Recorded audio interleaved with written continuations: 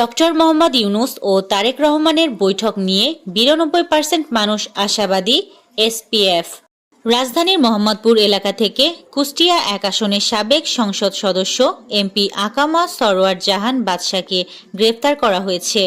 মঙ্গলবার দুপুরে মোহাম্মদপুরের বসিলা সিটি ডেভেলপার এলাকা থেকে তাকে গ্রেফতার করে পুলিশ।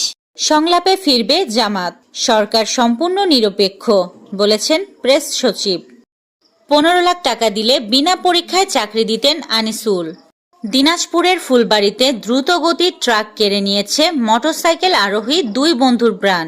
মঙ্গলবার সকাল ৭টায় দিনাজপুরে গোবিন্দগঞ্জ আঞ্চলিক মহাসড়কে ফুলবাড়ী উপজেলার বিজিবি ক্যাম্প সংলগ্ন ডাঙ্গাপাড়া এলাকায় এ দুর্ঘটনা ঘটে। ভারী বৃষ্টির সঙ্গে ঢাকা ও চট্টগ্রামে জলবদ্ধতার সতর্কতা। নতুন আত্মঘাতী ড্রোন উন্মোচন করল ইরানের সামরিক বাহিনী।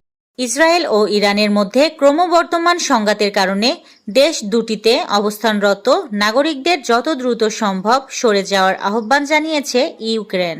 খবর আল জাজিরা।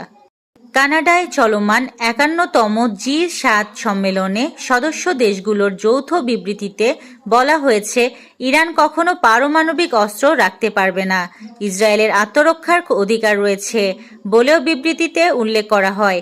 মঙ্গলবার ইকোনমিক্স টাইমস এক প্রতিবেদনে একথা জানায়।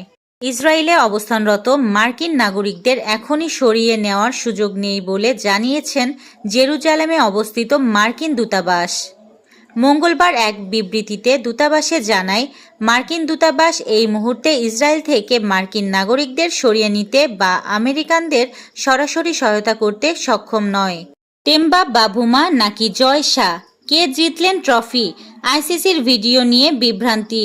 নিজে ২০০ করার চেষ্টা করবেন এবং নাজমুলের কাছেও ডাবল সেঞ্চুরির আশা মুশফিকের। এই ছিল আজকের শীর্ষ সংবাদ। ছিলাম আমি ইয়াসমিন আক্তার, সুরমা টিভি 24।